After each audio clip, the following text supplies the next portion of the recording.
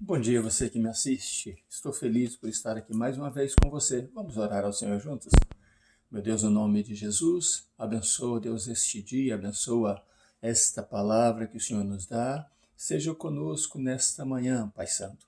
Fala aos nossos corações, é um assunto muito importante para que aqueles que assistirem esse vídeo entendam o plano, o propósito eterno do Senhor para as nossas vidas, desde o princípio até o fim. O Senhor nunca, ó Deus, desfez da tua palavra. O Senhor a mantém e mantém a tua promessa, que é fiel às nossas vidas. No nome de Jesus, oramos ao Senhor, porque assim cremos. Amém. Que Deus abençoe você e sua família. Hoje vamos falar um título, seguido do de ontem. Ontem falamos sobre as 4 ofertas. Hoje vamos falar sobre os 3 sangues derramados. Preste atenção no título, os 3 sangues derramados. Vamos ler a palavra de Deus então, que está em Gênesis capítulo 4. Já lemos este versículo ontem, vamos repeti-lo hoje, juntamente com o versículo 8. Gênesis 4, capítulo 7 e 8, que diz assim: Deus falando a Caim: se procederes bem, não serás aceito, e se não procederes bem, o pecado jaz à porta, e sobre ti será o teu desejo, mas sobre ele deves dominar. Essas foram a palavra e o conselho de Deus a Caim. E o versículo 8 diz assim: disse Caim a seu irmão Abel: vamos ao campo. Estando eles no campo, Caim se levantou contra o seu irmão e o matou. Estando eles no campo, Caim se levantou contra o seu irmão Abel e o matou. Vemos aí que Caim não ouviu os conselhos de Deus. Caim não quis aceitar os conselhos de Deus. E Deus havia falado com Caim, Deus havia dito a Caim: cuidado, busca proceder bem. Até agora você não tem procedido bem. Por isso, nem você nem a tua oferta foi aceita. Mas busca proceder bem. E fazendo assim, será que você não será aceito, Caim? Mas olha, se você não proceder bem, se você não mudar a tua forma de agir, a tua forma de ser, Caim, o pecado jaz à porta. Você se tornará pior do que o que está, mas você pode vencer o pecado. Você pode vencer esse desejo que está no teu coração. Deus mostra aí a sua onisciência. Deus sabia e sabe o que nós estamos pensando. Deus sabia o que estava pensando Caim em fazer. E Caim não quis ouvir os conselhos de Deus. Então, Caim convida Abel, faz um falso convite para passear com ele. Vamos, irmão, passear no campo. Você se lembra que lá no jardim do Éden, Eva também saiu para passear? Eva saiu da presença de Adão para dar uma caminhada, e quem estava esperando por Eva? O diabo incorporado numa serpente. Caim então chama Abel para passear. E o que acontece? Caim então ali levanta-se contra o seu irmão e o mata. E porque o título da mensagem é Os 3 sangues derramados. Quando Eva pecou e Adão pecou, por causa de Adão, do pacto que Deus tinha feito com Adão, de vida eterna, então Adão tinha sangue e água e massa no seu corpo. E se sangue é vida, diz a ciência, Deus então derramou uma vida ali, que foi o primeiro sangue derramado de um cordeiro, para que através do derramamento deste sangue, através da pele do cordeiro, Deus pudesse então justamente cobrir Adão da sua vergonha. E aí o que aconteceu? Deus então derrama o primeiro sangue por amor ao homem. E aí Adão tem filho com Eva, e dela nasce, mas lembra-se de uma coisa, da promessa em Gênesis capítulo 3, versículo 15, que da mulher sairia um descendente e este pisaria a cabeça do diabo, né? Significando a serpente, ou da serpente significando o diabo. O que aconteceu é que Caim não seria esse descendente, porque ele nasceu de Adão e de Eva. Abel também não podia ser esse descendente, apesar de que Abel acreditou nisso e serviu a Deus com uma vida justa. Eu acredito que Abel acreditava que ele seria o descendente, ou que dele sairia o descendente, porém preste atenção no que Deus prometeu. Da mulher eu suscitarei um descendente.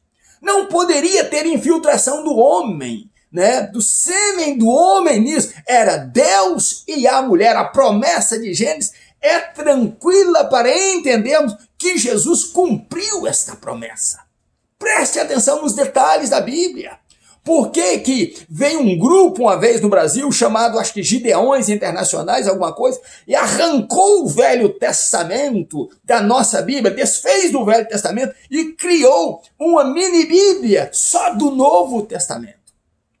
Sabe o que isso quer dizer, meus irmãos? Que a igreja perdeu as suas origens. Hoje, a igreja não é ensinado a amar Israel, a amar o povo judeu, a orar pelo povo judeu, a amar Jerusalém. Nada disso é ensinado, porque arrancaram as nossas origens, arrancaram o testamento que Deus fez lá, a aliança que Deus fez com o seu povo, e a nossa origem desde o princípio foi arrancada. O povo não dá valor ao que está escrito entre Gênesis a Malaquias. O povo só dá valor ao novo, que se chama Novo Testamento, mas o testamento de Deus é um só. Quem servir a Deus, desde como foi requerido no princípio, servir a Deus em novidade de vida, com todo o coração, com toda a alma e com todo o entendimento, e tanto uma parte da Bíblia, a segunda parte dela, que chamamos de Novo Testamento, eu não quero chamar assim,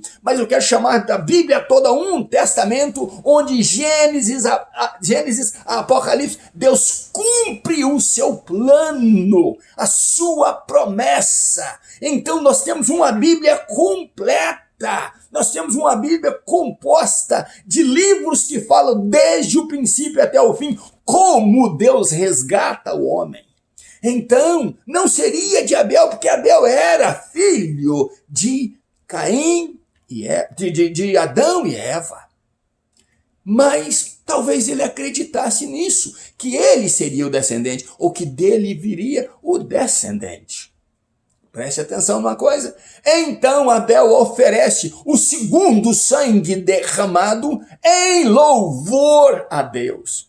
Esse já não é mais pelo resgate, né, pela vergonha, para tapar a vergonha do homem, mas para louvar e engrandecer a Deus. Tanto Abel como aquele cordeiro que era sua primícia vivia uma vida justa diante de Deus. E Abel falava talvez para aquele cordeiro dizendo: você será em louvor, em adoração a tudo que Deus fez pelas nossas vidas. Foi aceito, porque veio das mãos de um homem justo, um homem que buscava servir a Deus e acreditava nas promessas de Deus. Esse foi o segundo sangue derramado, que foi em adoração. Mas então falamos agora do terceiro sangue derramado. Os três sangues derramados é o título da nossa mensagem. O terceiro sangue derramado foi justamente para arrancar fora essa adoração a Deus. E aí o que acontece?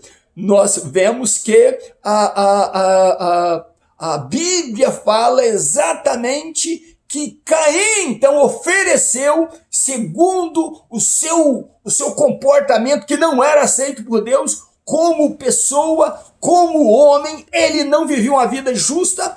Ele então oferece o quê? Um sacrifício a Deus, mas ofereceu um sacrifício segundo a sua maneira de viver, segundo a sua condição de viver, segundo o seu parecer segundo o modo de vida que ele tinha.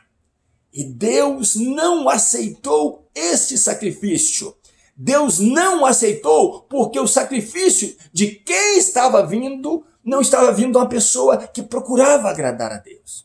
E Caim se ira então, convida o seu irmão, como Eva foi passear, foi ele com seu irmão passear. Abel confiava no irmão. E aí a ira dele, que já estava composta com o desejo de acabar com a adoração a Deus verdadeira, ele mata seu irmão. Caim fez isso com Abel, porque ele, tirando a vida do seu irmão, só ficaria a sua adoração, uma adoração falsa, uma adoração sem preparação, sem uma vida santa diante de Deus. E Deus teria que aceitar, porque seria a única que ele ofereceria a Deus. Deus não teria a opção de uma outra adoração. Meu querido e minha querida, só que ninguém frustra os planos de Deus. Deus volta então, como havia falado com Caim, volta a falar a Caim e pergunta: Caim, onde está o teu irmão Abel? E Caim então, que antes era um homem mau, um homem de desígnios maus, um homem que, segundo João, primeiro livro de João, na primeira epístola, de João, no capítulo 3, versículo 12, diz que Caim era do maligno. Os intentos dele eram ruins. E ele diz, depois de ser mau e ter se tornado um assassino falso com seu irmão, ele então se torna um mentiroso, arrogante, dizendo: sou eu o guardador do meu irmão. E depois que ele se torna um mentiroso e arrogante, ele se torna um falso arrependido. Ele começa a mostrar para Deus: o meu pecado é grande demais, eu mereço morrer, quem me matar está fazendo um bem muito grande.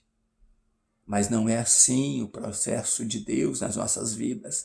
Nós precisamos entender que ninguém frustra os planos de Deus para as nossas vidas, e ninguém frustra os planos de Deus para salvar o homem.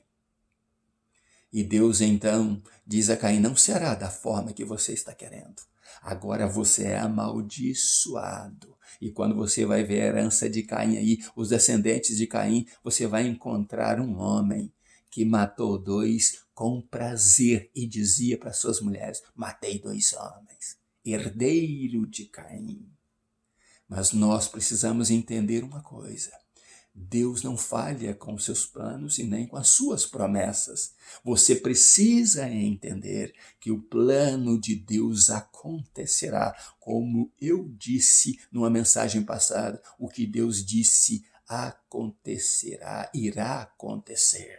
Deus tem projeto para as nossas vidas e Deus não para por aí. E a herança dos adoradores, a geração dos adoradores virá pela vontade de Deus, e falaremos disso em estudos próximos. Mas onde eu quero chegar com este argumento? Os teus 3 sangue derramado.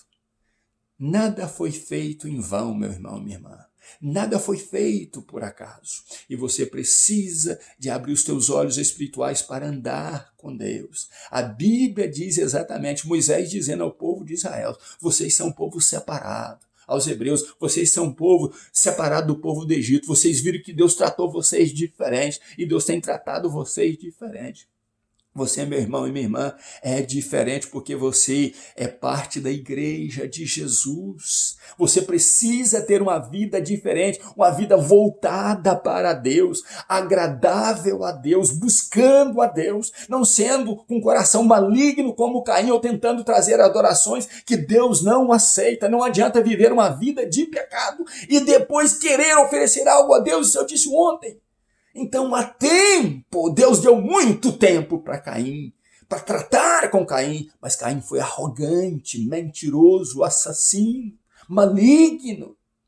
E nós não podemos ser assim, não podemos ser uma igreja dessa forma. Hoje tem muitos adoradores dentro dos templos, dizendo ser adoradores, mas com falso arrependimento.